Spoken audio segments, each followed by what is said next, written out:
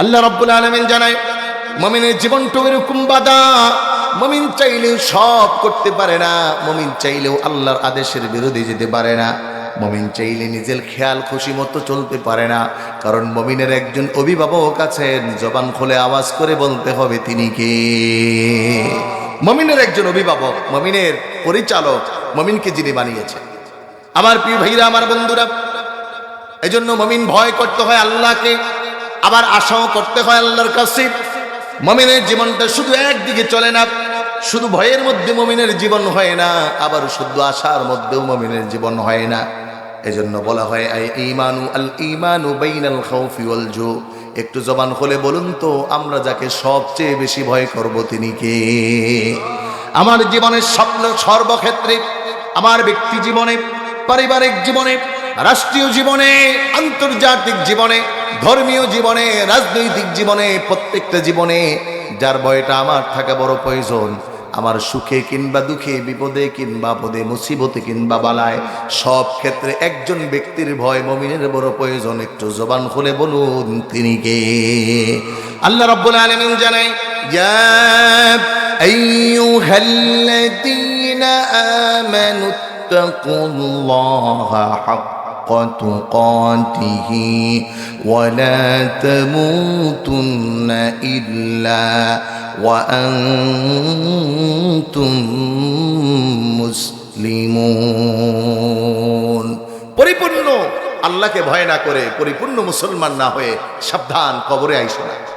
এজন্য আমার ভাইরা, আমার বন্ধুরা, নবীজির জলিলুল কদর সাহাবী, খলিফাতুল মুসলিমিন, আমিরুল মুমিনিন হযরত ওমর ইবনুল খাত্তাব রাদিয়াল্লাহু তাআলা আনহু, যার ব্যাপারে আল্লাহর হাবিব মুহাম্মদুর রাসূলুল্লাহ সাল্লাল্লাহু আলাইহি ওয়াসাল্লাম মসজিদে কিবলাতাইনের পাশে একটি কূপ আছে, এখনো সেটাকে আবদ্ধ করা, ঢেকে দেওয়া আছে।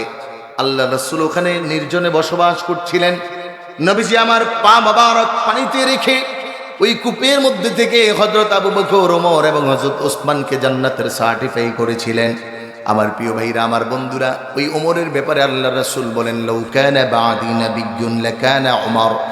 দুনিয়ার মানুষ ওমর হলো এত বড়, ওমর আল্লাহর কাছে এত পছন্দনীয়, যদি দুনিয়ায় আমি মুহাম্মদুর রাসূলুল্লাহর পরে কেউ নবী হওয়া লাগতো, যদি আল্লাহ রাব্বুল আলামিন কাউকে নবী হিসেবে পাঠাতেন, ওই ব্যক্তিটার কেউ ছিল না হযরতে ওমর। এই হযরত ওমর বলেন, ও দুনিয়ার মানুষ ভালো করে শুনো, আমি আমার রবকে এতটা ভয় করি, এতটা ভয় করি, আমার ভয় হয় যদি আকাশের নিচে জমিনের উপরে একজন মানুষ জাহান্নামী হয়ে যায়, ওয়া আনা আখাফ, আমি ওমর সেই ভয়টা করি, না জানি আল্লাহ রাব্বুল আলামিন আমি ওমরকে সেই জাহান্নামী ব্যক্তি হিসাবে বানায়া দেয়। এটা হলো আমার ভয়। আবার আমি ওমরের আশা হলো যদি আকাশের নিচে জমিনের উপরে একজন মানুষ আল্লাহর জান্নাতি হয়। আল্লাহু আকবার বলেন। আমার প্রিয় ভাইরা, আমার বন্ধুরা, হযরত ওমর বলে, তাহলে ওয়ানা আরজু মিনকা, ও দুনিয়ার মানুষ শোনো, আমি আমার রব আল্লাহ, আমি আমার রবের কাছে আমি আশা করি আমি হব সেই জান্নাতি মানুষ। এজন্য হযরত ওমরের ভয় তিনি প্রকাশ করেন। রাসূলুল্লাহ সাল্লাল্লাহু আলাইহি ওয়াসাল্লাম মুনাফিকের একটি লিস্টি দিয়ে যান হযরত ওমর হুযাইফা ইবনুল ইয়ামিনের বাড়িতে। আমি আমার তেলাওয়াতকে আয়াতের উপর তাফসীর শোনাবো, একটু ভালো করে বুঝুন। একজন মুমিন কতটা সেফ আল্লাহর জন্য হতে হয়, একজন মুমিন কতটা ডেডিকেটেড হতে হয়, একজন মুমিনের কতটা সচেতনবোধ থাকতে হয়। আবার ভাইরা, আমার বন্ধুরা, আল্লাহর হাবিব হযরত হুযাইফার কাছে মুনাফিকের লিস্টি দিলেন। হযরত ওমর হাদিস সাক্ষী দেয়, তখন হলেন প্রেসিডেন্ট, আমাদের বাংলাদেশের মতো ছোট একটা দেশের না। হযরত ওমর সমস্ত পৃথিবীর অর্ধেক জাহানের প্রেসিডেন্ট হযরত ওমর।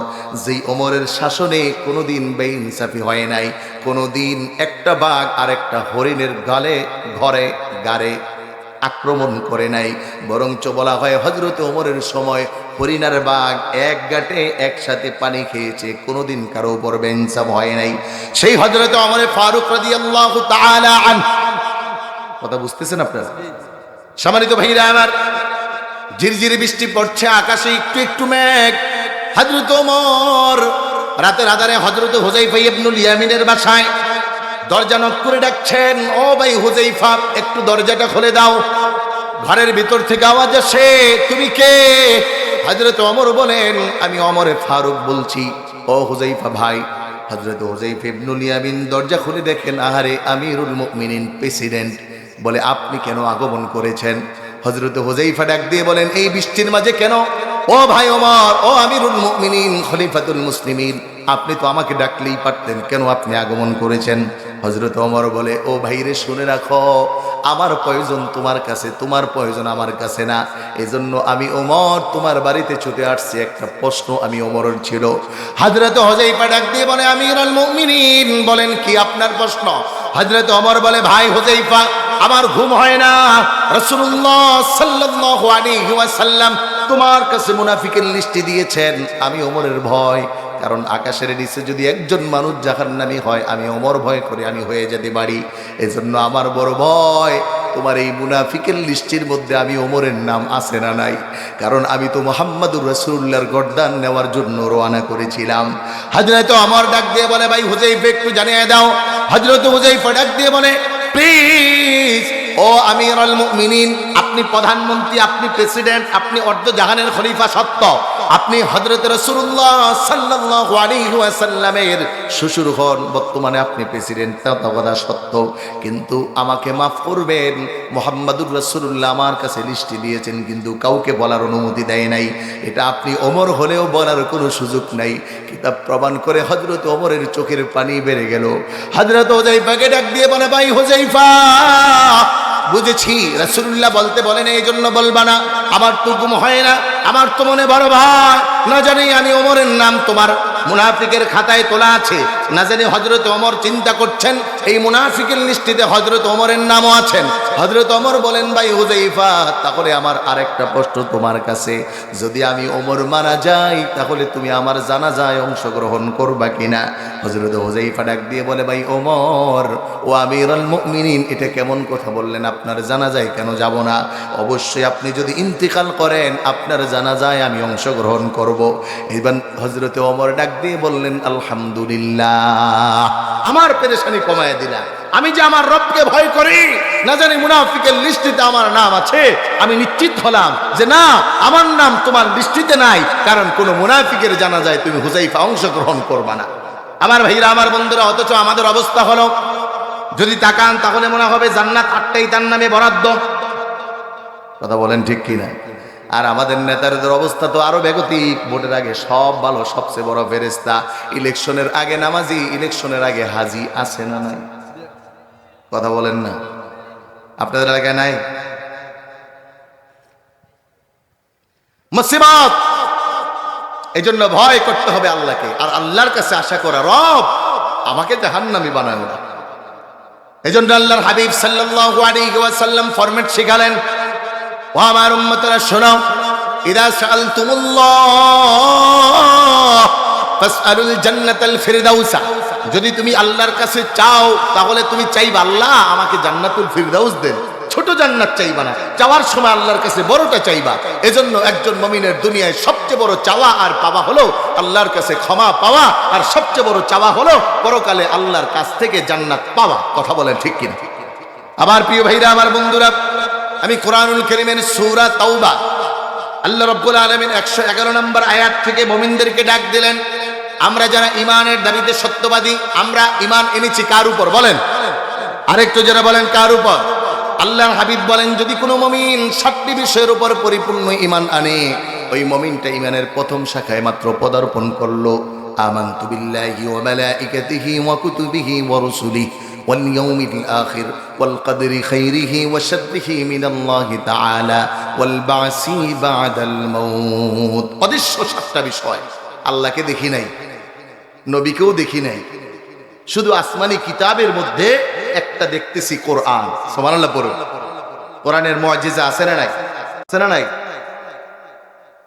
এই যে কম দামি একটা কাপড়, আমার এই জামার গজ 1250 টাকা করে, আর এটার গজ সর্বোচ্চ হবে 30 থেকে 40, 50, 60 টাকা। কিন্তু আমার এই জামার দাম গোড়ার ডিমও নাই, কিন্তু এটার দাম আছে না নাই বলেন? এটাকে সম্মান করে কি করে না? কোনদিন কোরআনের গিলাপকে মাটিতে ফালায় কেন? বলে শরফুল মাকানি শরফুল মাকিন। আল্লাহু আকবার বলে। বলে দাম হয়ে যায় যদি দামি জায়গায় যায়, দামি মানুষের সাথে চলে। সুবহানাল্লাহ পড়ো। বলে কুকুর কখনো জান্নাতি হওয়ার নয়। কিন্তু যখন আহলে ওই কূপবাসীদের মধ্যে যারা গুহায় অবস্থান নিয়েছিল এদের সাথে যুক্ত হয়েছে, আর তারা ছিল ইমানদার, বিশ্বাস করতো কাকে? আরো জোরে বলেন, বিশ্বাস হবে কার উপর? আমার ভাইরা, আমার বন্ধুরা, আল্লাহ রাব্বুল আলামিন জানায় এরকম যারা বিশ্বাসী তাদের সাথে আমার একটা ওয়াদা আছে, ব্যবসা আছে। ও ইমানদার যারা ইমানের দাবিতে সত্যবাদী, ইমানের দাবিতে পরিপূর্ণ, ইমানের দাবিতে যারা এক নাম্বার নিরেট ফরমালিন মুক্ত আছো। ফরমালিন মুক্ত ইমান কাকে বলে? বলে আমানতু বিল্লাহি ওয়া মালাইকা। ইমানটা যেমন এনেছো আল্লাহর উপর, ওই ইমানের পরিপূর্ণ হাকিকতকে মানা। এজন্য পরিপূর্ণ ইমানের শর্ত হলো তিনটা। জবান খুলে বলেন কয়টা? এক নম্বরে হলো তাকরার বিল লিসান, তাসদিক বিল জানান, আমাল বিল আরকান। এক নম্বরে জবানে প্রকাশ করতে হবে আমি মুসলমান। দুই নম্বরে হলো তাসদিক বিল জানান, দিলে বিশ্বাস করতে হয়। তিন নম্বরে হলো আমাল বিল আরকান, কাজে প্রমাণ করতে হয়। আমি সেই দিক আলোচনায় যাব না। আল্লাহ রাব্বুল আলামিন এরকম ইমানদারদের সাথে একটা ব্যবসা করতে চান। দুনিয়ায় ব্যবসায়িক আছে, কেউ ভালো কেউ মন্দ, আবার বাজারে এমন কিছু ব্যবসায়িক পরিচিত হয়ে যায় এই মানুষটা কোনোদিন ভালো মালামাল দেয় না। আবার বাজারে এমন কিছু ব্যবসায়ীও পাওয়া যায় হিন্দু হওয়ার পরেও মালে কোনোদিন ভেজাল দেয় না। বলো ঠিক কিনা? আমার ভাইরা, আমার বন্ধুরা, আল্লাহ রাব্বুল আলামিন এই মুমিনের সাথে বিজনেস করতে চায়। করতে রাজি আছেন আপনারা? আল্লাহর সাথে ব্যবসা করবেন? কারা কারা করবেন একটু হাত দেখান তো আল্লাহকে। জবান খুলে বলেন আল্লাহ আমাদেরকে আপনি কবুল করুন। হাত নামান। খুব স্বল্প সময়ে আমি আপনাদেরকে এই তাফসীরটা শোনানোর চেষ্টা করব বলে আশা ব্যক্ত করছি। কোরআন এবং হাদিসের আলোকে কথা বলার চেষ্টা করব বলে মনস্থির করেছি। আল্লাহ তাআলা যেন আমাদেরকে কোরআন এবং হাদিস থেকে কথা বলার তৌফিক দেয়। বলুন আমিন। আমার ভাইরা, আমার বন্ধুরা, আল্লাহ রাব্বুল আলামিন ডাক দিচ্ছেন সূরা মুমিন, ইন্নাল্লাহ হাশতারা মিনাল মুমিনিনা আনফুসাহুম ওয়া আমওয়ালাহুম বিআন্না লাহুমুল জান্নাহ। আল্লাহ রাব্বুল আলামিন কসম করলেন, কোরআনুল কারীমকে আল্লাহ তাআলা তিনটে ভাগে ভাগ করে দিয়েছেন। এক নম্বরে হলো আহকামুল কোরআন, দুই নম্বরে হলো কসাসুল কোরআন, তিন নম্বরে আল্লাহ রাব্বুল আলামিন জানায় দেয় ও দুনিয়ার মানুষ শুনে রাখো, পরকাল এবং জগতের সব কিছুর ব্যাপারে তথ্য দেওয়া, পরকালীন ভয় প্রদর্শন করা। কোরআনে কিচ্ছা কাহিনী অধ্যায়, আরেকটা হলো আহকামের অধ্যায়। এই তিনটা অধ্যায় আল্লাহ ভাগ করে জানায় ও মুমিনরা শোনো। এক নম্বর অধ্যায় আমি কসম করতেছি, ইন্নাল্লাহ হাশতারা, ইন্নাল্লাহ হাশতারা, অবশ্যই অবশ্যই ক্রয় বিক্রয় ফাইনাল হয়ে গেছে, বিকৃত হয়ে গেছে, মিনাল মুমিনিনা আনফুসাহুম, মুমিনের জীবন, ওয়া আমওয়ালাহুম, মুমিনের সম্পদ, বিআন্না লাহুমুল জান্নাহ, মাত্র বিনিময় হলো জান্নাত। এবার একটু আওয়াজ করে বলতে হবে, আমাদের এই জীবনের চলার পথের জীবনের 60 বছরের হায়াত, 70 বছরের হায়াত অথবা 80 বছরের হায়াতের একটাই উদ্দেশ্য, সেটা হলো পরকালে আল্লাহর জান্নাত পাওয়া। কথা বলো ঠিক কিনা? জান্নাত পেতে চাই কি চাই না? আপনারা চান? কারা কারা জান্নাত পেতে চান? একটু দুই হাত উঁচু করুন তো। নারে তাকবীর, নারে তাকবীর, নারে রিসালাত। হাত নামান। জান্নাত সবাই পাইতে চাই। চোর কেউ পাইতে চায়, ভাইয়ের সম্পদ মারে এও জান্নাত পাইতে চায়, বোনের সম্পদ মারে সেও জান্নাত পাইতে চায়, 10 বার হজ করে আইসা সুদে টাকা লাগাইছে, এটাও কি জান্নাত? কথা বলে না। কি কথা কি আপনাদের গায়ে পড়ে যাইতেছে? একটু বেশি তিতা হয়ে যাচ্ছে? আচ্ছা ডোন্ট ওয়ারি, হতেই পারে। আর আমাকে যে হতো, আমি চলেই আসছি, কিছু সত্য কথা তিতা কথা বলেই যাই। এসেছি আমি যেহেতু ভাই ঢাকা থেকে এত কষ্ট করে, তাই কিছু সত্য বলে আপনাদেরকে নিয়ে আমল করে পরকালে মুক্তিও পেতে চাই। কথা বলো ঠিক কিনা? আমার ভাইরা, আমার বন্ধুরা, দুনিয়ায় মানুষ প্রতিযোগিতা করে, কেউ হতে চায় এমপি, কেউ হতে চায় মন্ত্রী, কেউ হতে চায় গাড়ির মালিক, কেউ হতে চায় বাড়ির মালিক, কেউ হতে চায় অট্টালিকার মালিক, কেউ বা ক্ষমতার মালিক, কেউ বা ক্ষমতার জন্য পাগল হয়ে যায়, কেউ বা মরণের ঘরে বসে বসেও নেতার নাম স্মরণ করে মরণে যায়। আছে না নাই? আবার কেউ আল্লাহকে ডাকতে ডাকতে ইন্তেকাল হয়, কবরে চলে যায়। আবার কেউ শহীদের তামান্না, যেমন আমাদের শহীদ হাদি, যাকে শহীদ বলা হচ্ছে কারণ তার তামান্না ছিল শরীফ ওসমান হাদি, ও আল্লাহ আমি ইনসাফের পক্ষে, ন্যায়ের পক্ষে দাঁড়িয়ে আমার জীবন দিতে চাই। দুর্বৃত্তরা তাকে গুলি করে মারলো। আল্লাহ রব্বুল আলামিন এই সন্তানটাকে মাফ করে দেখ, বলুন আমিন। তার মানে ওরও চাহিদা হলো জান্নাতে যাওয়া। এজন্য একজন ইমানদারের চাহিদা হলো জান্নাত। এজন্য ইমানদার কখনো প্রতিযোগিতা করতে পারে না গাড়ির পিছনে, বাড়ির পিছনে, নারীর পিছনে, অট্টালিকার পিছনে, ক্ষমতার পিছনে, দলের পিছনে, গোত্রের পিছনে, নেতার পিছনে। বরঞ্চ ইমানদারের প্রতিযোগিতা হবে একটা জায়গার পিছনে। আল্লাহু আকবার বলেন। কোরআন বলছে ওয়াসারিউ ইলা মাগফিরাতিন মির রাব্বিকুম ওয়া জান্নাতিন আরদুহাস সামাওয়াতি ওয়াল আরদি উইদ্দাত লিল মুত্তাকিন। বরঞ্চ মুমিনের প্রতিযোগিতা হবে সারিউ ইলা মাগফিরাহ। ওই মুমিন দুনিয়া পরিচালনা করবে, জীবন চালাবে, টার্গেট হলো আল্লাহর জান্নাত। মুমিন যাবে বাজারে, টার্গেট হবে আল্লাহর জান্নাত। মুমিন করবে বাড়ি, টার্গেট হবে আল্লাহর জান্নাত। মুমিন করবে রাজনীতি, টার্গেট হবে আল্লাহর জান্নাত। কথা বলা ঠিক কিনা? আবার প্রিয় ভাইরা, আমার বন্ধুরা, এজন্য আল্লাহ ডাকলেন ওই মুমিন যেই মুমিনের টার্গেট হলো জান্নাত। যদি দুনিয়ায় জান্নাতের আশা করতে চাও তাহলে আল্লাহ বলে আমি তোমার সাথে ব্যবসা করতে চাই। যদি জান্নাত না চাও তাহলে তোমার সাথে আল্লাহর কোনো ব্যবসা নাই। তাহলে আমরা জান্নাত চাই কি চাই না? একটু জোরে বলতে হবে, চাই কি চাই না? তাহলে আল্লাহ রাব্বুল আলামিন আমাদেরকে ডাকছেন, শোনো মুমিন, হাসতারা মিনাল মুমিনিনা আনফুসাহুম, তোমার দুইটা জিনিসের বিনিময়ে আমি আল্লাহ জান্নাত দেব। আল্লাহু আকবার বলেন। বিনিময়ে কয়টা? আমরা জান্নাত পাবো আর আল্লাহ জান্নাত দিবে। বিনিময়ে কয়টা? জোরে বলেন কয়টা? আরেকটু জোরে বলতে হবে, কয়টা? একটু মনে করাচ্ছি কেন জানেন? ওয়াজ তো সব ভুলে যান, কারণ ওয়াজ সব শুই না, এই কান দিয়ে শুনেন, ওই কান দিয়ে বের করেন। আমি তো প্রায় বলি যে এরকম দুই বন্ধু একসাথে ওয়াজ শুনতে যায়, তো দুর্ভাগ্যবশত এক বন্ধু একদিন যাইতে পারে না। তো পরের দিন বন্ধু জিজ্ঞেস করতেছে, দোস্ত গতকালকের ওয়াজে তো আমি যাইতে পারলাম না, তো ওয়াজটা কেমন হয়েছে? তো বলতেছে আর বইলো না, মুফতি নেসারউদ্দিন আসে নাই, হুজুরে জামিল সালিহকে পাঠাইছিল, এত সুন্দর ওয়াজ একেবারে। ওই বন্ধু জিজ্ঞেস করতেছে, দোস্ত কি ওয়াজ একটু বলস না? আরে এত মধুর ওয়াজ জীবনও শুনছি না বেটা, ওয়াজের মতো ওয়াজ। এখন ওই বন্ধু বলতেছে, আরে বেটা ওয়াজটা একটু বল না, হুজুরে কি ওয়াজটা করছে? বুঝলাম মধুর ওয়াজ, সুন্দর ওয়াজ, মজার ওয়াজ, তো ওয়াজটা বল। ও কইতেছে, যদি কইতে পারতাম তাহলে কইয়াই দিতাম। বুঝেন এই কথা কি দাবা মাত বুঝলেনি ভাই?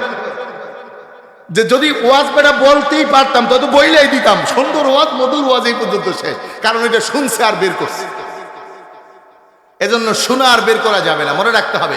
তাহলে আল্লাহর জান্নাত পাওয়া যাবে কয়টা বিনিময়? আওয়াজ করে বলতে হবে কয়টা? আরেকটু জোরে বলতে হবে কয়টা? আবার প্রিয় ভাইরা, আমার বন্ধুরা, এক নম্বর আল্লাহ বলছেন হাসতারা মিনাল মুমিনিনা আনফুসাহুম ওয়া আমওয়ালাহুম বিআন্না লাহুমুল জান্নাহ। ও ইমানদার, যারা ইমানের দাবিতে সত্যবাদী, তোমরা যারা জান্নাত পেতে চাও, একটু ভালো করে বুঝবেন, জান্নাত কি মরার আগে না পরে? আরেকটু জোরে বলেন, আগে না পরে? তার মানে পরে পেতে হয় জান্নাত। আল্লাহর প্রথম ওয়াদা, যদি জান্নাত পেতে চাও তাহলে তোমার এক নাম্বার জিনিসটা আমাকে দাও। তোমার জীবনের মালিক আমি আল্লাহ। একটু জবান খুলে বলতে হবে, আমাদের জীবনের মালিক কে? এমনিই তো আমাদের সবকিছুর মালিক কে? কোরআন বলছে, হাল আতা আলাল ইনসানি হিনুম মিনাদ দাহরি লাম ইয়াকুন শাইআম মাযকুরা। ও নেতা ভালো করে শোনো, ও আইনজীবী ভালো করে শোনো, ও মুফতি মুহাদ্দিস ভালো করে শোনো, ও গবেষক লেখক ভালো করে শোনো, তুমি তোমার পরিচয় দেওয়ার মতো কোনো ব্যক্তি ছিলে না। হাল ইয়াকুম মিনাদ দাখরি লাম ইয়াকুন শাইআম মাযকুরা, এমন কিছু ছিলেই না যা দিয়ে তোমার পরিচয় দেওয়া যাবে। একটু জবান খুলে বলুন তো জোরে সোরে, আমাদের পরিচয় যিনি দিলেন তিনি কে? আরেকটু জোরে বলতে হবে, কে? আমাদেরকে পাঠিয়েছেন কে? নাকি আবেদন করছেন? আল্লাহকে বলছেন যে আল্লাহ আমাকে দেন, কারণ আমার যেই মায়ের গর্ভে আমি হয়েছি ওই এক ফোঁটা শুক্রাণুর মধ্যে আমি জামিলের মতো 20 কোটি জামিল ছিল। কত কোটি? 20 কোটি সন্তান হওয়ার মতো জান ছিল। কিন্তু আল্লাহ রব্বুল আলামিন আমাকে আপনাকে উইদাউট অ্যাপ্লিকেশন, উইদাউট আবেদন, কোনো চাওয়া পাওয়া ছাড়াই আল্লাহ তাআলা আমাদেরকে পছন্দ করে এই পৃথিবীতে আগমন ঘটিয়েছেন। আল্লাহু আকবার বলুন। আরেক দিকে চলে যায়, একটা আয়াত বলে চলছে, আল্লাহ রাব্বুল আলামিন বলছেন, কেমন করে আনছি জানো? ওয়াল্লাহু আখরাজাকুম মিন বুতুনি উম্মাহাতিকুম লা তা'লামুনা শাইআ ওয়া জা'আলা লাকুমুস সাম'a ওয়াল আবসারা ওয়াল আফইদাতা লা'আল্লাকুম তাশকুরুন। আল্লাহ রাব্বুল আলামিন জানায়, যেই জায়গা দিয়ে তুমি আসার ছিলে না, আমি রব্বুল আলামিন মায়ের সেই স্থান দিয়ে তোমাকে দুনিয়ার চাকচিক্য দেখালাম। ও ইমানদার, এই জন্য তোমার জীবনের মালিক এমনিতেই আমি, তারপরেও তোমার আশা, তোমার চাওয়া, তোমার পাওয়া জান্নাত। যদি জান্নাত পেতে হয় তাহলে এই দুনিয়ার সময়টা আমি আল্লাহর জন্য বরাদ্দ করতে হবে।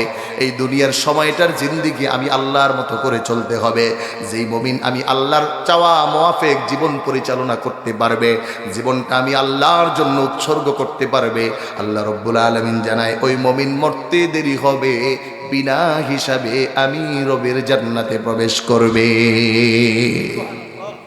আমার প্রিয় ভাইরা, আমার বন্ধুরা, এজন্য এক নম্বরে খেয়াল করুন, ইমাম আহমদ ইবনে হাম্বল রাহমাতুল্লাহি আলাইহি জীবনটা কেমন করে আল্লাহর জন্য উৎসর্গ করতে হয়। ও যুবক ভাইরা আমার, ও নিজ সালাম এলাকাবাসীর ভাই বোনেরা আমার, আল্লাহ রাব্বুল আলামিন জানায় এই জীবনের মালিক আমি। এই জীবন তোমার মতো তুমি সাজালে চলবে না, তোমার মতো চালালে চলবে না। এই জীবনটা চালাতে হবে আল্লাহর মতো করে, সাজাতে হবে আল্লাহর মতো করে। আর যেই মানুষগুলো তাদের জীবন আল্লাহর মতো করে সাজায়, আল্লাহ বলে বাল্লাহুল ফাউলা ফালাহুল কুল, তার সব কিছুর জন্য আমি আল্লাহই যথেষ্ট। তিনি যখন আমার হয়ে যায়, আমি আল্লাহ তামাম কিছু তার জন্য বানায়া দেই। সুবহান। এদেরকে আমরা বলি ওলি। তারা চাইলে আল্লাহ দিয়ে দেয়, তারা পছন্দ করে আল্লাহ দিয়ে দেয়, তাদের জন্য দুনিয়ার সব আঞ্জাম প্রস্তুত হয়ে যায়। আমার ভাইরা, আমার বন্ধুরা, এজন্য একখানা হাদিস আপনাদের খেদমতে আমি শোনাতে চাই। ইমাম আহমদ ইবনে হাম্বল রাহমাতুল্লাহি আলাইহি, যিনি এমন মানুষ 9 লক্ষ হাদিসের হাফেজ। আল্লাহু আকবার বলেন। কয় লক্ষ হাদিস? আমরা তো এখন 9টাই পারি না। 900 ঠিক মতো কইতে ভেঙে যায়। আমার ছাত্র জীবনে 1000 হাদিস, আলফিয়াতুল হাদিস একটা কিতাব আছে, ওটা মুখস্থ করছিলাম, এখন আর মনে নেই।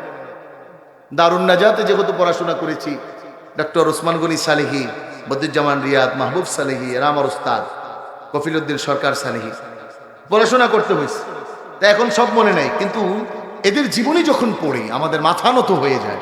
9 লক্ষ হাদিস কেমন করে মুখস্থ করা সম্ভব? কিন্তু আল্লাহ যদি কারো উপর রহম করে, সুবহানাল্লাহ পড়ো। বুখারীতে হাদিস আসছে, এক সাহাবী গিয়ে বলতেছে, ইয়া রাসূলুল্লাহ, আপনি যা বলেন সব ভুলে যাই। নাম হলো আবু হুরায়রা, যাকে বলা হয় রাইসুল মুহাদ্দিসিন। রাসূল সাল্লাল্লাহু আলাইহি ওয়াসাল্লাম বলতেছে, এই অবস্থা? বলে হ্যাঁ। আল্লাহ রাসূল সাল্লাল্লাহু আলাইহি ওয়াসাল্লাম বলতেছে, ঠিক আছে, তুমি কুচ্ছা পাতো, মানে এরকম করে ধরো। আমরা একজন থেকে আরেকজন কিছু নিলে এটাকে আপনাদের দেশে কি বলে? কুসফা দাও। বলছে কুসফা দাও। আর আমার জন্মস্থান চাঁদপুরে বলে কুচ্ছা। ঠিক আছে, মোটামুটি সেম টু সেম। তো আল্লাহ রাসূল সাল্লাল্লাহু আলাইহি ওয়াসাল্লামের সামনে সে এমন ধরেছে, নবী সাল্লাল্লাহু আলাইহি ওয়াসাল্লাম তাকে কিছু দিয়েছেন। তিনি বলেন, আমি এটাকে এমন ধরে আমার বুকের সাথে আগলে নিয়েছিলাম, এবং ওই দিনের পর থেকে আমার মরণের আগ পর্যন্ত আমি যা শুনতাম এটার ভুলতাম না। এজন্য বলা হয়, ছোট্ট বাচ্চা যখন, ছোট্ট সন্তান, এই যে আজকে আমি এই বাসায় খেয়েছি, ওর ভাইকে নিয়ে আসছে তাহনিক করানো। ছোট শিশু যখন জন্ম নেবে তখন একজন আল্লাহওয়ালার কাছে নিয়ে যাও, একজন ভালো আলেমের কাছে নিয়ে যাও, একজন দিনদার ব্যক্তির কাছে নিয়ে যাও। তিনি একটু ধরে জবানটের মধ্যে একটু লালা লাগায় দিবে, অথবা একটু মধু লাগায় দিবে, অথবা আঙ্গুলটা মুখে ধরে পড়বে আল্লাহুম্মা ফাক্কিহু ফিদ্দীন। এটা যদি পড়ে তাহলে আল্লাহ তাআলা ওই শিশুকে আর বেদিন বানাবে না, তার দিলের মধ্যে ইমানের তাকাজা, ইমানের দাস, ইমানের মূল লাগাই দিবেন। বলেন আল্লাহু আকবার। এখন তো আর এগুলো করে না, সব ডেলিভারি হয় হাসপাতালে। আচ্ছা বলেন তো আপনারা, করোনার সময় সিজার কই হইছে? 90,000 শিশু করোনায় উইদাউট সিজার হয়েছে। তার মানে বোঝা গেল সিজার ছাড়া হয়, কিন্তু এইটা আমাদের দেশের ডাক্তারদের ডাকাতি ছাড়া আর কিছু না। এক কথা বলে না। যদি কোরআন না শিখাও, ইমান না শিখাও, ইসলাম না শিখাও, তাহলে এরকম ডাকাত ডাক্তার হবে। এরকম আমাদের দেশের ডাকাত ডাক্তারদের প্রতিহত করাও একটা ইমানের দায়িত্ব। এজন্য আমার সাহেব কেবলা ফুলতলি রহমতুল্লাহি আলাইহি শিখাচ্ছে, ঘরে ঘরে কোরআন শিখাইয়া দাও। কোরআন শিখলে নেতা হবে, তবে রোডের বদলে বাঁশ দিবে না। কথা বলে না? নেতা হবে, রডের বদলে বাঁশ দিবে না। ডাক্তার হবে, গলা কাটা কসাই হবে না। এদেশে ইঞ্জিনিয়ার হবে, মানুষের সঠিক আবেদন পূরণ করবে। আমরা দেখছি কোরআন না থাকার কারণে, ইসলাম না বুঝার কারণে, আল্লাহ ওয়ালাদের কাছে না যাওয়ার কারণে বড় হয় আর বড় চোর হয়। কথা বলে? এখন মনে করেন কি আপনি হারাম টাকা দিয়ে জান্নাত চাইলে আল্লাহ জান্নাত দিবে? আপনার মনে রাগ করতেছেন? আমার খারাপ লাগতেছে কথা? ভালো কথা তো একটু খারাপ লাগবে। বাংলায় আছে না, আসিদকু ইউনজি ওয়াল কিদবু ইউহলিক, সত্য মুক্তি দেয়। আর আমাদের বাংলায় আপনাদের লোকাল ভাষায় এরকম বলতে পারে যে সত্য কথা এটা একটু তিক্ত হয়। কি হয়? জোরে বলেন, কি হয়? আপনারা রাগ করতেছেন না তো? আমার আল্লাহু আকবার। সম্মানিত বিয়ে ভাইরা আমার, আজ যুবকরা জীবন কেমন করে উৎসর্গ করতে হয় আল্লাহর জন্য ভালো করে খেয়াল করে একটু ইমাম আহমদ ইবনে হাম্বল তার লিখিত হাদিসের কিতাব মুসনাদে আহমদের মধ্যে হাদিস বয়ান করেন। ও দুনিয়ার মানুষ শোনো, এই পৃথিবীর মধ্যে সবচেয়ে একজন বড় জালেম বাদশা ছিল, যার নাম ছিল ফিরআউন, যাকে সবাই চিনে, যার ব্যাপারে আল্লাহ রাব্বুল আলামিন কোরআনুল কারীমের মধ্যে আয়াত নাজিল করলেন। পয়গম্বর মুসা আলাইহিস সালাতু ওয়াস সালাম সত্যের পক্ষে, হেদায়েতের পক্ষে একজন ইমানদারকে দমানোর জন্য একজন আর দুইজন নয় 70,000 সন্তানকে কতল করেছেন। কিন্তু আল্লাহ রাব্বুল আলামিন তার ইমানের এই নূরকে, এই দ্বীনের তাওহীদের এই নূরকে চিরপ্রজ্বলিত করবেন। এজন্য 70,000 শিশুকে হত্যা করার পরেও পয়গম্বর মুসাকে থামাতে পারে নাই, বরংস যেখানে বাঘের ভয় সেখানে রাত্র পোহায়। ওই ফেরাউনের ঘরেই আল্লাহ পয়গম্বর মুসা আলাইহিস সালাতু ওয়াস সালামকে বড় করেছেন। বলো ঠিক কিনা? আমার প্রিয় ভাইরা, আমার বন্ধুরা, ইমাম আহমদ ইবনে হাম্বল হাদিস বর্ণনা করেন, এই ফেরাউনের ঘরে হযরতে আসিয়া রাদিয়াল্লাহু তাআলা আনহা, যিনি ছিলেন 4 জন মহিয়সী নারীর মধ্যে একজন, যেই 4 জন মহিয়সী নারীর কথা আল্লাহ রাব্বুল আলামিন কোরআনুল কারীমে উল্লেখ করেছেন, এদের মধ্যে হযরতে আসিয়া রাদিয়াল্লাহু তাআলা আনহা। খবর পৌঁছে গেল, ও ফেরাউন, তুমি তো সবাইকে বলো তুমি নেতা, তুমি রব, তুমি তোমার কথা আদেশ পালন করানোর জন্য চেষ্টা করো, কিন্তু তোমার ঘরে যে আসিয়া থাকে সেই আসিয়া তো তোমাকে রব বলে স্বীকার করে না। এবার খবর পাওয়ার পরে ইমাম আহমদ ইবনে হাম্বল বর্ণনা করেন, আসিয়াকে ডাকা হলো, আসিয়াকে প্রশ্ন করা হলো, ও আসিয়া, তুমি নাকি আমাকে রব মানো না? হযরতে আসিয়া রাদিয়াল্লাহু তাআলা আনহা এতদিন পর্যন্ত জানেন নাই, কোনো ঝামেলা ছিল না। ফেরাউনের ঘরে যখন ফেরাউন স্বয়ং নিজে জানলেন, ডেকে এবার প্রশ্ন করলেন, ইমানের পরীক্ষা চলমান। কারণ আল্লাহ রাসূল হাদিসের মধ্যে বলেছেন, কালিমাতু হাক্কিন ইনদা সুলতানিল জাহিল, বাতিল নাস্তিক মুরতাদদের সামনে ইমানের পরিচয় দেওয়াটাও বড় জিহাদ। আল্লাহু আকবার বলেন। নাস্তিকের সামনে, যেমন আমাদের দেশে নাস্তিক আছে না নাই? যারা বলেন আছে না নাই? আমরা দেখছি দেশে আউল বাউল ফাউল, তালা বাবা, গামছা বাবার, গাজা বাবার, মদ বাবার বরে ভরে গেছে। ওরা এখন কোরআন নিয়ে তহমত করছে, ওরা এখন ইসলাম নিয়ে ঠাট্টা করছে, ওরা এখন আমার রবকে নিয়ে ঠাট্টা করছে। মনে রেখো, শাহজালাল, শাহপরান, শাহ মাকদুম, ফুলতলি, সিরসিনা, সোনাকান্দা, জলপুরাই, এই যদি হয় সোনাকান্দা দরবার সহ হক মাসলাকের অলিদের এই পদভূমিতে তোমাদের মতো ভণ্ড বাউলদের, আউলদের আস্থানা করতে আমরা দেব না। কথা বলো ঠিক কিনা?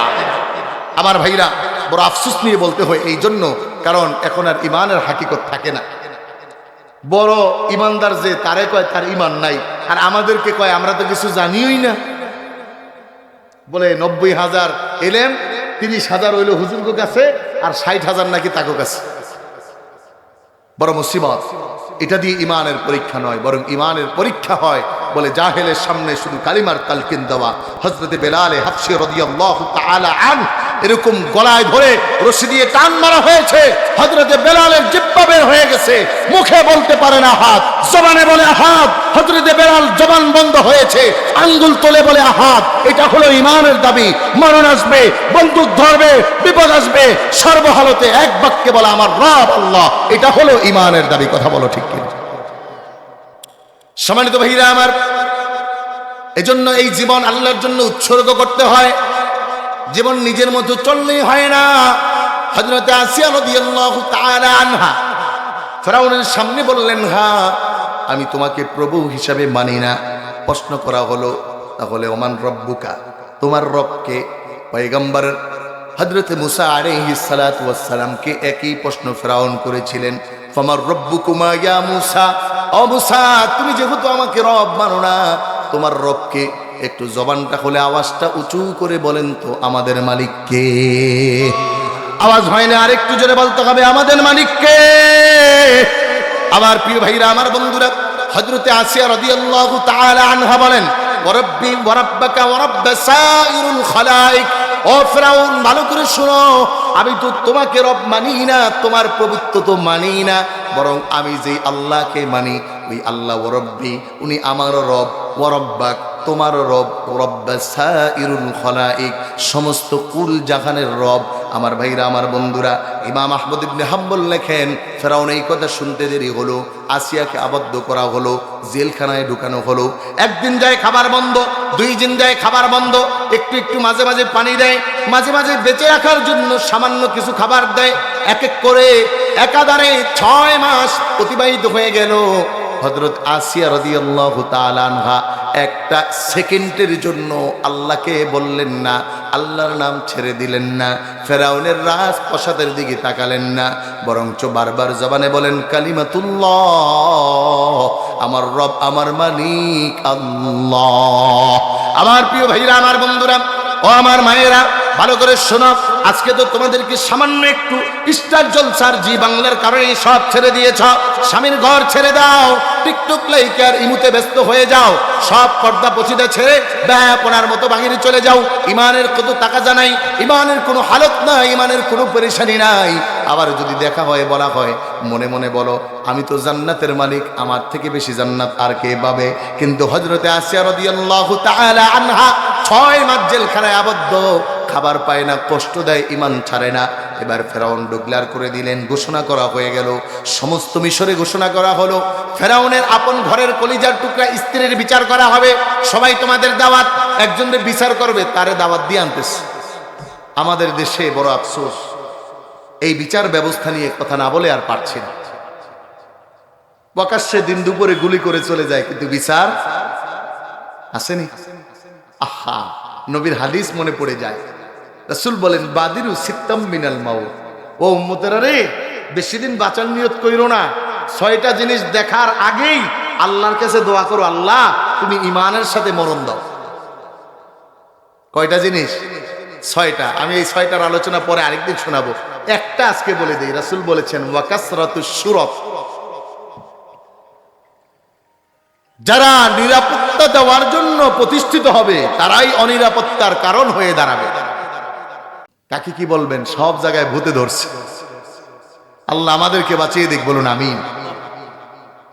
হযরত আসিয়া রাদিয়াল্লাহু তাআলা আনহা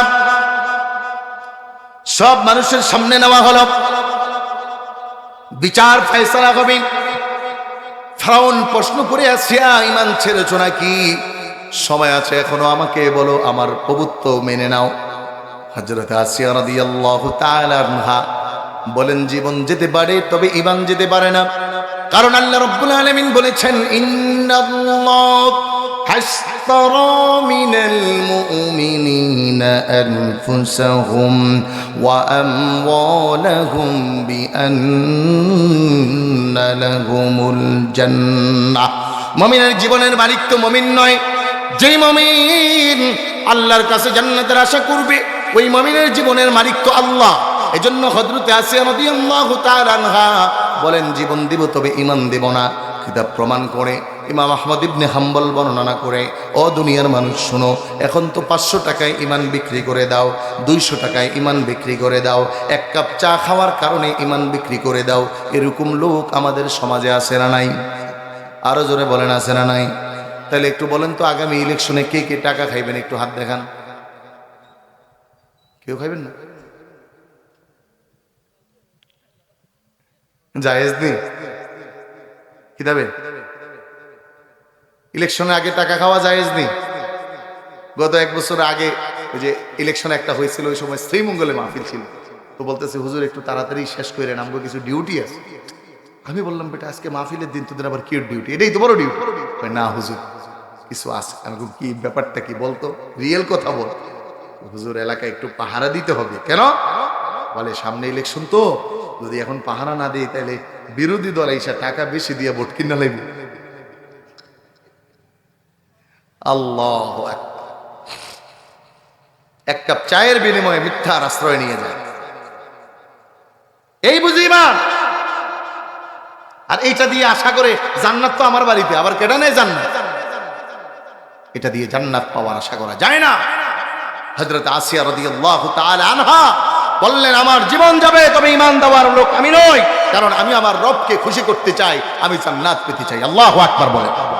আমার প্রিয় ভাইরা, আমার বন্ধুরা, হাদিস প্রমাণ করে আসিয়ার 2 হাত 2 দিকে নেওয়া হলো, ডান হাতের এই তালুতে প্রাগ মারা হলো, রক্ত বের হয়ে গেল। আসিয়া বলে আল্লাহ। আবার বাম হাতের তালুতে প্রাগ মারা হলো। আসিয়া ডাক দিয়ে বলেন, ও মালিক আল্লাহ। আবার আসিয়ার 2 পায়ের মধ্যে প্রাগ মারা হলো। ইমাম আহমদ ইবনে হাম্বল বর্ণনা করেন, লজ্জা স্থানের মধ্যে যখন আঘাত করছে, আসিয়া একটা চিৎকার মেরে বলে, ও আমার মালিক আল্লাহ, আপনি দেখেন গো মালিক। আমার ভাইরা, আমার বন্ধুরা, এতে আসিয়া জবান থেকে ঈমান ছাড়ে না। হযরত আসিয়া রাদিয়াল্লাহু তাআলা আনহার বুকের উপর একটা বড় পাথর দেওয়া হলো। মুসনাদে আহমদের বর্ণনায় ওই পাথর এত ওজন, হযরত আসিয়ার জিহ্বাটা বের হয়ে গেছে, এখন আর জবানে ঈমানের কথা বলতে পারে না। এবার হযরত আসিয়া রাদিয়াল্লাহু তাআলা আনহা জিহ্বাটা বের হয়ে চক্ষু 2টা বড় হয়ে গেছে, ওই চোখের কোণা থেকে পানি ঝরছে। কেমন জানি হাদিসের ইবারতের মধ্যে বোঝা যায়, দেখবেন মাঝে মাঝে প্রেমিক আশেকার মাসুদ যদি গভীর হয়ে যায়, তাহলে মোবাইলেও বলা লাগে না, SMS-এও বলা লাগে না, চোখে চোখে একটা কথা হয়ে যায়। কেমন জানি কোরআনের অনুবাদে তাই মনে হয় আল্লাহ রাব্বুল আলামিন হযরত আসিয়া রাদিয়াল্লাহু তাআলা আনহার ওই কঠিন মুহূর্তের কথাটা কোরআনে তুলে ধরলেন। আল্লাহু আকবার বলেন। আমার প্রিয় ভাইরা, আমার বন্ধুরা, হযরত আসিয়া রাদিয়াল্লাহু তাআলা আনহা ওই কঠিন মুহূর্তে ঈমানের পরীক্ষা চলছে।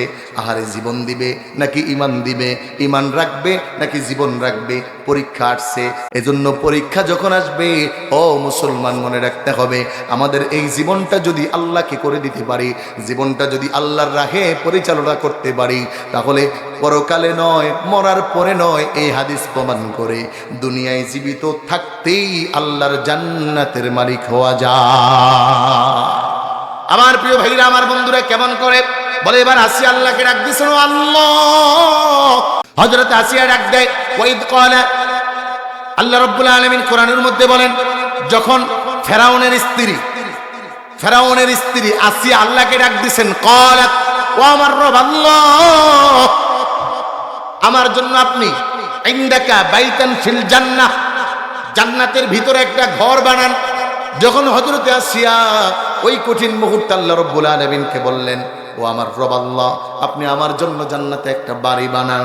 হযরতে ইমাম আহমদ ইবনে হাম্বল বলেন, ওই আসিয়ার ডাকে আল্লাহ সাড়া দিছে, দিয়া বলে, আসিয়া কি বলবি বলো, জান্নাতে একটা বাড়ি চাস, তোর জীবনটা তো আমার জন্য উৎসর্গ হচ্ছে, ঈমানের জন্য উৎসর্গ হচ্ছে। জান্নাতে বাড়ি নয়, শুধু জান্নাতে বাড়ি নয়। ইমাম আহমদ ইবনে হাম্বল বলেন, আসিয়া রে, এই যে তাকায়া দেখ, আল্লাহ রাব্বুল আলামিন আসিয়া এখনো মরে নাই, জান্নাতের 8টা দরজা খুলে আসিয়ার সামনে ধরছে। আল্লাহ রাব্বুল আলামিন আসিয়াকে ডাক দিয়েছেন, ও আসিয়া, জান্নাতের 8টা দরজা খোলা, যেই দরজা দিয়ে তোমার আসতে মনে চায় আসো। আল্লাহু আকবার বলেন। আমার প্রিয় ভাইরা, আমার বন্ধুরা, এখনো আসিয়ার ইন্তিকাল হয় নাই। দুনিয়ায় থাকতেই জীবন্ত আসিয়া শুধুমাত্র ঈমানের দাবিতে আল্লাহ তাআলাকে জীবনের মালিক করে দেওয়ার জন্য জীবন যায়, তবে ঈমান দেয় না, আমার রবকে ছাড়ে না।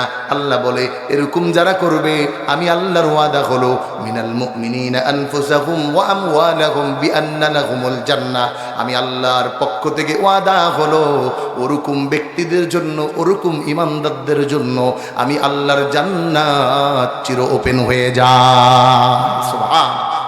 এজন্য আল্লাহ বলেন, ইন্নাল্লাহা ক্বালু ইন্নাল্লাযীনা ক্বালু রাব্বুনাল্লাহু থুম্মা ইসতাকামু তাতানাজ্জালু আলাইহিমুল মালাইকাতু আল্লা تخافوا ولا تحزنوا وأبشروا بالجنة التي كنتم توعدون। যারা বলে ক্বালু রাব্বুনাল্লাহ, আমার জীবনের সব একদিকে, আমার রব আল্লাহ একদিকে, তার আদেশ আর নিষেধ একদিকে, এটা যারা মানবে, যারা পায়রুটি দিবে আল্লাহর ওয়াদা, তারা দুনিয়ায় থাকতেই জান্নাতের টিকিট পেয়ে যাবে। সুবহানাল্লাহ, সুবহানাল্লাহ। কি ভাই, তাহলে আমাদের জীবনের মালিক কে? বলেন তো, জীবনটা কার মতো চালাতে হবে? তাহলে নেতার ডাকে আমরা গেলাম মিছিল আর মিটিংয়ে, আর আল্লাহ ডাকতেছে আল্লাহু আকবার, আসরের নামাজ পড়তে আসো, তখন এই নেতার মিছিলে থাকা ফরজ নাকি মসজিদে আল্লাহর ডাকে যাওয়া ফরজ? কিতা ধরে কইন জাননি? আল্লাহু আকবার। এজন্য বলে, নামাজকে বলো না কাজ আছে, তুমি কাজকে বলো তোমার নামাজ আছে। নামাজকে বলো না কাজ আছে, তুমি কাজকে বলো তোমার নামাজ আছে। কথা বলো ঠিক না? কারণ আল্লাহর আইন সবার আগে। আমার নেতা, আমার নেত্রী, আমার দল, আমার বয়স, আমার বাড়ি, আমার ঘর, আমার ক্ষমতা, আমার পাওয়ার, আমার দুনিয়া, আমার ব্যবসা, আমার বাণিজ্য, সব কিছুর আগে আল্লাহর আদেশ, আল্লাহর পাওয়ার। তাইলে জান্নাতের আশা করা যায়। কারণ এই জীবনের মালিক কে? এক সেকেন্ডে তো নাই করে দিতে পারে। এত পালোয়ান, কিন্তু এই পালোয়ানগিরি তো আর থাকে না। সামান্য একটু যদি আপনার পেটটা খারাপ হয়, টয়লেটে 4-5 বার আসা যাওয়া করেন, আর আসেনি শক্তি শরীরে। পালোয়ান গেছি, 3 জনে ধরে উঠানো লাগে। এই জন্য রব বলেন, মুখলিকাল ইনসানু যায়ীফা, দুর্বল করে বানিয়েছি, আমাকে ভুলে যাইস না। জান্নাত যেহেতু পাইতেই চাস, জান্নাত যেহেতু নিতেই হবে, তাহলে তোমার জীবনটা আমার মতো চালায়ও না। তাহলে এবার যুবক ভাইরা বুঝে দেখলে বলেন তো, ফজরের আজানের সময় কম্বলের নিচে শুয়ে থাকা যাবে না? তাহলে এই জীবন দিয়ে নাচ গান করা যাবে? গায়ে হলুদের অনুষ্ঠান কথা বলে কি হয় না এলাকায়? হয়নি? খুব মুসিবত। আমার ঢাকার মসজিদে এই ওয়াজ করছি, আর একজন মুসল্লি এসে বলতেছি, হুজুর কি করব আমরা, পোলাপান মানুষ একটু করতে চায়, না দিলে কি আর হয়? আমি বললাম, চাচা কি করবে ফেরেশতারা? কবরে যাওয়ার পরে হকি স্টিকটাকে লইয়ে বয়ে থাকবো? আপনার একটু না মানলে কি হয়? কথা বুঝেন নাই? যেহেতু আপনি বলতেছেন একটু একটু দুষ্টামি না করলে কি হয়, তাহলে ঠিক আছে, ফেরেশতারাও কে বলে যে চাচা আহেন, এতদিন পরে আইসেন, কোনো বাড়ি মুড়ি খান নাই, তাহলে একটু দেখি আপনারা কি চায়, দেখে লাভ আছে? একটু বাড়ি না দিলে কি আর আম গইব? একটু বাড়ি দিই, তখন কি করবে? বলে হুজুর কথা শুনে না। কথা শুনবে না মানে? আপনার খায়, আপনার পরে, আপনার ঘরে থাকে, আবার কথা শুনবে না কেমন? এজন্য সতর্ক হতে হবে। জীবন চাইলে যেমন তেমন চালানো যায় না। দুনিয়াটা মস্ত বড় খাও দাও ফুর্তি করে, এটার নামে জীবন নয়। জীবনে একটা উদ্দেশ্য আছে, লক্ষ্য আছে, চিন্তা আছে, ব্যক্তি আছে। কিন্তু শুধু যদি দুনিয়ার পিছনে ছুটো, তাহলে এই জীবনের কোনো দাম নাই। আল্লামা ইবনে কাইয়্যিম বলেন, শোনো দুনিয়ার মানুষ, যদি শুধুমাত্র দুনিয়ার পিছনে ছুটে যাও, শুধুমাত্র তোমার এই জীবনের পিছনে ছুটে যাও, তাহলে তোমার জীবনটা হবে এমন, মা মাদা ফিদ দুনিয়া আহলামুন ওয়া মা বাকিয়া মিনহা আবকা আল ওয়াক্তু বাইনাহুমা দাই ওয়া মান ইয়াসহাবিদ দুনিয়া ইয়াকুন মিসলা কাবিদিন খানাতহু ফুরুজুল আসাবি। যারা দুনিয়ার জন্য পাগল হয়ে যায়, নিজের স্বাস্থ্যকে গঠন করে, অট্টালিকা বানায়, গাড়ি করে, বাড়ি করে, বলেন তো দুনিয়ায় এমন কোন ব্যক্তি গেছেনি যেই মানুষটা তার 5 তলা আর 10 তলা বাড়িটা কবরে নিছে? নেওয়া যায়? ক্ষমতা নিয়ে যাওয়া যায়? আহারে, মানুষ তো ক্ষমতা কতক্ষণ। এই যে দেখেন, এখন বলা হচ্ছে খালেদা জিয়া অসুস্থ অবস্থায় আছে, এত ক্ষমতা দাও, তার জন্য কি কিছু বদ্ধ হয়ে রয়েছে? সব চলছে। এই তো আগামীকালকেই তারেক রহমান সাহেব দেশে আসতেছেন। ইতিমধ্যে আজকে খবর পাইলাম ঢাকা ইতিমধ্যে ব্লক, সব রাস্তায় জেমে পড়ে গেছে। এখন টেনশনে আছি, কালকে তো ঢাকা যায় কিশোরগঞ্জ মাহফিল করতে হবে। আমার ভাইরা, দুনিয়া কারো জন্য বসে থাকে না। এরশাদ মারা গেছে, এরশাদের সব শেষ। এদেশে যত ক্ষমতাবান হোক আর যত কম ক্ষমতার লোক হোক, ওই 3.5 হাত কবরে কাফনের কাপড় ছাড়া আর কিছু নেওয়ার সুযোগ। ইবনে কাইয়ুম বলেন, দুনিয়াকে যত ধরো, দুনিয়া তোমাকে ধরবে না। দুনিয়া তোমাকে ধরবে না। এই দুনিয়া তোমার শেষ সময়, সে বলবে টাটা বাই বাই, আমি তোমার থেকে বিদায় নিচ্ছি। যেমন করে 2 হাত দিয়ে এই আঙ্গুলে এমন করে কোষ বানায় পানি উঠাও, কিছুক্ষণ পরে দেখবা এই তোমার কোষের পানিগুলো পড়ে গেছে। তো ইবনে কাইয়ুম বলেন যে যেই আঙ্গুল তোমাকে পানি উঠাইতে সহযোগিতা করলো, এই আঙ্গুল ফাঁক দিয়ে আবার পানিগুলো ছেড়ে দিল, পানি আর আটকিয়ে রাখতে পারো না।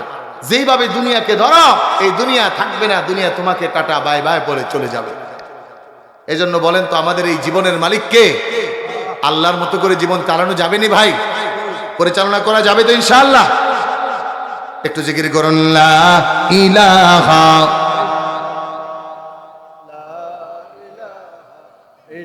মাশাআল্লাহ, লা ইলাহা, জোরে লা ইলাহা।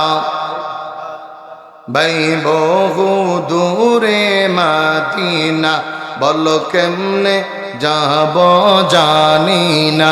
মদিনা যাইতে মন চাইনি? কার কার চাই? 2টা হাত একটু উঁচু করুন। সবাই আওয়াজ করে বলেন আল্লাহ। আর একটু জোরে বলেন আল্লাহ। আমাদেরকে মক্কা মদিনার মুসাফির না বানিয়ে কবরে নিয়েন না। বলেন আমিন। যারা পারেন হাত নামিয়ে আমার সাথে বলুন, বহু দূরে মদিনা, বলল কেমনে যাব জানি না। দয়াল আল্লাহ দয়া কর, সবাই জবান খুলে দয়াল আল্লাহ। আরেকটু মহব্বতে, দয়াল আল্লাহ দয়া কর, নসিব কর মদিনা, বলো লা ইলাহা মাশাআল্লাহ, লা ইলাহা। আর জোরে লা ইলাহা, লা ইলাহা ইল্লাল্লাহু মুহাম্মাদুর রাসূলুল্লাহ।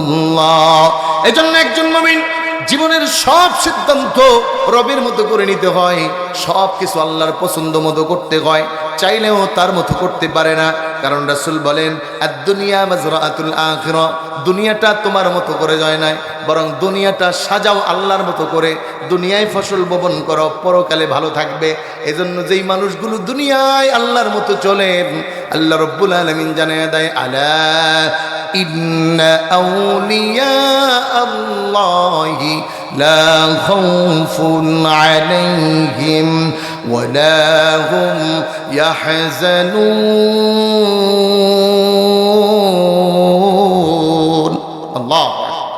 আল্লাহ বলেন তাদের কোনো পেরেশানি নাই, তাদের কোনো ভয় নাই। তারা দুনিয়ায় যদিও দেখতে একটু ছোট খাটো, বেশি দামি না। 2 নম্বর আল্লাহ রাব্বুল আলামিন জানায়, আমিন, যারা জান্নাত কামনা করো, দুনিয়ায় জান্নাতের মালিক হতে যাও, তুমি তোমার জীবনটা যেমন আল্লাহর জন্য উৎসর্গ করবে, অনুরূপভাবে তুমি তোমার সম্পদটাও আল্লাহর জন্য উৎসর্গ করবে। এজন্য তো বলেন তো, আমাদের যত অর্থ আছে সব অর্থের মালিক কে? নাকি আপনি হলে তো নিয়ে যাইতেন, আপনি হলে তো 20 বছরের সময় আপনার চাওয়া, আমি যদি কোটিপতি হয়ে যেতাম তাহলে তখন তো আপনি কোটিপতি না। কি বলেন? প্রত্যেক যুবক চায় না? যদি প্রশ্ন করি কোন যুবক এখানে না চায় যে হুজুর আমিও R15 চালাইতে চাই? সবার আশা R15 চালাবে, 5.5 লাখ টাকার বাইক, কিন্তু নাই তো, কারণ টাকার মালিক তো ব্যক্তি নিজে হতে পারে না। একই ক্লাসে পড়াশোনা করেছি আমরা দারুন নাজাতে ইউনিভার্সিটিতে। ও যখন ইউনিভার্সিটিতে মাসে 15,000 টাকা ভাঙে, তখন আমি মাসে 500 টাকা ভাঙার এবিলিটি ছিল না। আমার আব্বা চলে গেছে, বিদায় নিছে, নিজের পড়াশোনা একা করতে হয়েছে। তো তখন সে মাসে 15,000 ভাঙে, তার বাবা সরকারি চাকরি করে। তখন আল্লাহকে বলতাম, আল্লাহ আপনার বিচারটাই মনে হয় এমন। এখন আইসা ওইটার হিসাব বুঝে গেছে। এখন আমি প্রতিদিন গাড়ি ভাড়া দেই 10 থেকে 15,000 টাকা, আর ও এখন চাকরি করে মাত্র 7,000 টাকা। তাহলে অর্থের বন্টন কার হাতে বলেন? হ্যাঁ জোরে বলেন না, কার হাতে? দেখা যায় একজনে অনেক পরিশ্রম কইরেও পায় না, আরেকজনে পরিশ্রম ছাড়াই পেয়ে গেছে। তার মানে অর্থের মালিকও কে? আল্লাহ। আল্লাহ রাব্বুল আলামিন এর জন্য বললেন, তোমার এই অর্থটা আমি দিয়েছি, এটা আমার মতো করে ব্যয় করো, খেয়াল খুশি মতো নয়। মন চাইছে গানে ভাঙবা, মন চাইছে নর্তকের পিছনে ব্যয় করবা, মন চাইছে তবলার পিছনে ব্যয় করবা, মন চাইছে তুমি আরেক ভাইয়ের উপরে জুলুম নির্যাতনে ব্যয় করবা, মন চাইছেই একটা করবা, এটা নয়। আমাদের দেশে তো আর এখন আইন নাই, বিচারও নাই। ঢাকা শহরে আমরা যেখানে থাকি, আমার বাসা ক্যান্টনমেন্টের পাশে, বনানী গুলশান এরিয়া, এগুলো সব আশেপাশে। তো যখন রাতের ঢাকা হয়, তখন আমার দেশের সোনার লিজেন্ড যারা আছেন, একদম আপকামিং লেভেলের যারা নাগরিক ঢাকার, আমরা যারাদেরকে আল্ট্রা মডার্ন বলি, প্রথম শ্রেণীর নাগরিক, তাদের মেয়েরা টাইট ফিট জামা পরে মদের বোতল হাতে নিয়ে রাস্তায় বের হয়, গাড়ির মধ্যে মদের বোতল নিয়ে বের হয়, আর বলে এটা আমাদের অধিকার। কি বলেন? বলে না? আছে না? নাই আছে। সমাজে অনেক ভাইরাল হয়, অনেক ভিডিও দেখবেন ফেসবুকে ভাইরাল হয়। সম্মানিত ভাইরা আমার, না, মুমিনের ব্যক্তি অধিকার বলতে কিছু নয়। মুমিনের অধিকার ওইটা যেটা আল্লাহ বলে দিচ্ছে। কারণ মুমিনের ব্যক্তি অধিকার না থাকার কারণেই আল্লাহ তাআলার কাছে মুমিনের দাম কাবার চেয়ে বেশি। মুনাফিক যারা ইহুদি, নাস্তিক, নাসারা, বৌদ্ধ, খ্রিস্টান, হিন্দু, এদের কোনো বিচার ব্যবস্থা নাই। এরা কাউকে মানে না এবং তারা কারো মানার ধারধারিও নয়। কিন্তু মুমিনের জীবন এমন নয়। মুমিনের জীবন হলো আল্লাহর মতো করে সাজবে, মুমিন রং পাবে আল্লাহর রঙে। এই জন্য কোরআনুল কারীমের মধ্যে আল্লাহ বলে, সিবগাতাল্লাহি ওয়া মান আহসানু মিনাল্লাহি সিবগা। ও দুনিয়ার মানুষ, আল্লাহর রঙে রঙিন হয়ে যাও, আল্লাহর রঙে রঙিন হয়ে যাও। মুমিনের রঙের জন্য আল্লাহর মতো করে, যেমন মুমিনের জীবন আল্লাহ, অনুরূপ মুমিনের সম্পদটাও আল্লাহর। আবার ভাইয়া আমার বন্ধুরা, কেমন করে সম্পদের মালিক আল্লাহকে করা যায়? আর যেই বান্দা আল্লাহকে তার সম্পদের মালিক বানাবে, আল্লাহর ওয়াদা হলো ওই বান্দার জন্য দুনিয়ায় জান্নাতের ফয়সালা করে দিবেন। মাত্র 10 মিনিটের মধ্যে আমি সমাপ্ত করব। আল্লাহর হাবিবের সাহাবী হযরতে শেরে খোদা হযরতে আলী রাদিয়াল্লাহু তাআলা আনহু 3 দিন যাবত ফাতেমার ঘরে কোনো খাবার চলে না। ফাতেমা রাদিয়াল্লাহু তাআলা আনহার চুলার মধ্যে আগুন ধরে না। হযরত আলীকে ফাতেমা রাদিয়াল্লাহু তাআলা আনহা একটা চাদর দিয়ে বললেন, যাও আলী, এটা বাজারে বিক্রি করে দাও। হাদিস প্রমাণ করে হাসান আর হুসাইন রাদিয়াল্লাহু তাআলা আনহুমা হযরতে ফাতিমাতুজ জোহরা রাদিয়াল্লাহু তাআলা আনহাকে যখন বারবার খাবারের জন্য তাকাজা দিচ্ছিলেন, তিনি বললেন, যাও তোমার নানার কাছে চলে যাও। কারণ রাসূলুল্লাহর হাদিসের জীবনের মধ্যে পাওয়া যায়, যেই মানুষটা ক্ষুধার্ত অবস্থায় রাসূলুল্লাহর চেহারা দেখতেন, ওই মানুষটার ক্ষুধা নিবারণ হয়ে যেত। আল্লাহু আকবার। নবীর চেহারা দেখলেই ক্ষুধা চলে যেত। হযরতে হাসান এবং হুসাইন রাদিয়াল্লাহু তাআলা আনহুমা, তারা দুইজন রাসূলের কাছে গেলে নবীজি আমার জান্নাত থেকে আঙ্গুরের ঠোকরা দিয়ে দেয়। আল্লাহু আকবার বলেন। হযরতে হাসান আর হুসাইন রাসূলুল্লাহর কাছে চলে আসলেন। ফাতেমাতুজ জোহরা রাদিয়াল্লাহু তাআলা আনহা আলীকে পাঠালেন, আলী রে, বাজারে বিক্রি করে কিছু কিনে নিয়ে আসো, আর ক্ষুধার যন্ত্রণা সহ্য হয় না। হযরত আলী রাদিয়াল্লাহু তাআলা আনহা ওই ছিঁড়া চাদরটা নিয়ে বাজারে গেলেন, বিক্রি করলেন 6 দিরহাম।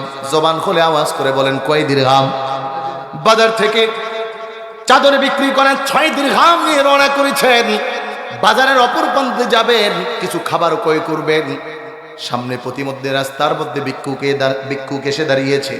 ভাই আমাকে কিছু দাও, আমি আজকে কতদিন যাবত ক্ষুধার্ত, কোনো খাবার পাই না।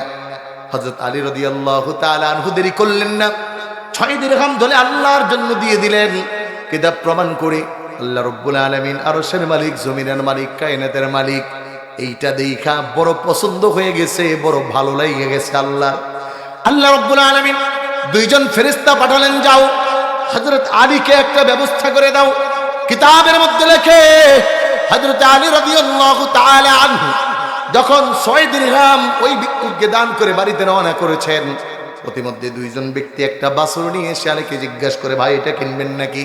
আলী বলে, ভাই আমি তো খালি, কারণ আগে ছিলাম খালি, বিক্রি করার পরে 6 দিরহাম পাইছি, দিয়া হইছি খালি, কেমন করে কিনবো? ফেরেশতা 2 জন বলে, যদি আপনি নেন আমরা আপনাকে বাকিতে দিতে রাজি আছি। হযরত আলী রাদিয়াল্লাহু তাআলা আনহু বললেন, তাহলে দেওয়া যায় কত টাকা? 100 দিরহাম দাম করা হলো। এইটা নিয়ে হযরত আলী রাদিয়াল্লাহু তাআলা আনহু বাজারে আবার বিক্রি করার জন্য রওনা করলেন। আল্লাহ রাব্বুল আলামিন আবার 2 জন ফেরেশতা পাঠালেন, যাও আলীর কাছ থেকে পশুটা ক্রয় করে নিয়ে আসো। দীর্ঘ হাদিস কিতাব বলে 160 দিরহামে তারা ক্রয় করলেন। এবার হযরত আলী রাদিয়াল্লাহু তাআলা আনহু 100 দিরহাম পাওনাদার পরিশোধ করলেন। দিয়েছিলেন মাত্র কয় দিরহাম? জোরে বলেন কয় দিরহাম? 6 দিরহাম। জোরে কোন কয় দিরহাম? কোরআনুল কারীমের মধ্যে আল্লাহ বলেন, মান জাআ বিল হাসানাতি ফালাহু 10 আমসালিহা ওয়া মান জাআ বিস সাইয়্যাতি ফালা ইউজজা ইল্লা মিথলাহা।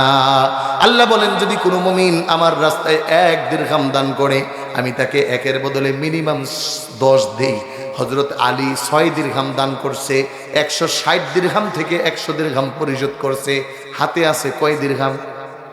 দিছে 6, পাইছে কত? আরো জোরে কোন? দিছে 6, পাইছে কত?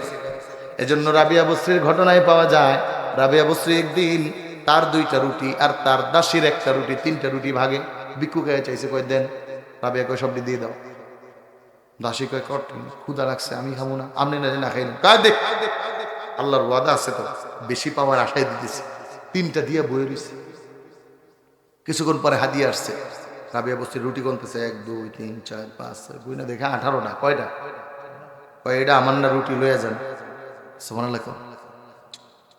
এখন দাসী কয় 3টা ছিল, ওইটাও দিলেন। আইলো 18টা, এইটাও দিয়ে দিলেন, আপনার না তো কি খামু? সব দেরি করো, আল্লাহর ওয়াদা 1-এ 10, তাহলে দিছি কয়টা?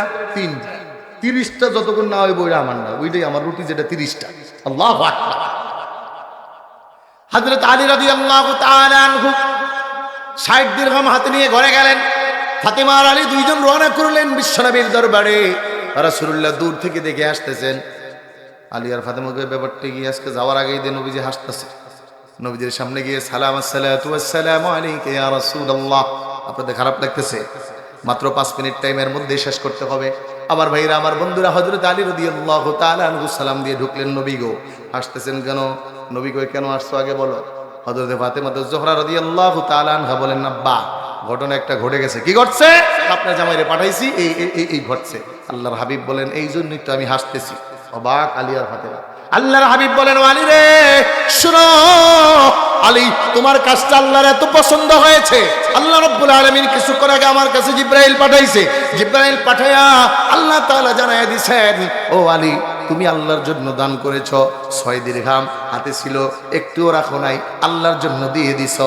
আল্লাহর মাল আল্লাহকে দিছো। আল্লাহ পছন্দ করে তোমার জন্য জান্নাতে একটা বাড়ির খুশখবরি জানায়া দিছে। তাহলে সম্পদ এবং জীবনের মালিক কে? এই সম্পদ দিয়ে আমার মতো আমি চালাতে পারবো না, জীবনও আমার মতো আমি চালাতে পারবো না। আল্লাহর মর্জি আল্লাহর মতো করে যতক্ষণ না চালাবো, ততক্ষণ আপনি আমি জান্নাতের আশা করাই ফাও।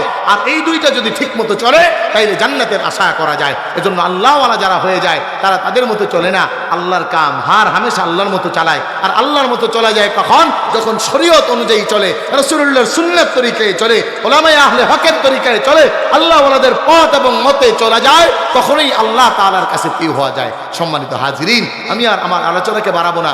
আবার যদি সুযোগ হয় আলোচনায় আসবো, তাফসীর নিয়ে বসবো, তাফসীর এবং মুযাকারা করব। আমাদের জীবন এবং আমাদের সম্পদ আল্লাহকে দিব, আর আল্লাহর থেকে আমরা জান্নাত কারা কারা এই দুইটা দিয়ে পাইতে চাই তারা একটু হাত দেখান। নারায়ে তাকবীর, নারায়ে রিসালাত, নারায়ে রিসালাত। হাত নামান। আল্লাহ রাব্বুল আলামিন আমাদের এই সময়কে কবুল করুক, আমাদের হায়াতকে কবুল করুক। যারা অসুস্থ তাদেরকে সুস্থ করে দেখ। ওমা তৌফিকি ইল্লা বিল্লাহ। ওয়াসসালামু আলাইকুম ওয়া রাহমাতুল্লাহি ওয়া বারাকাতুহু।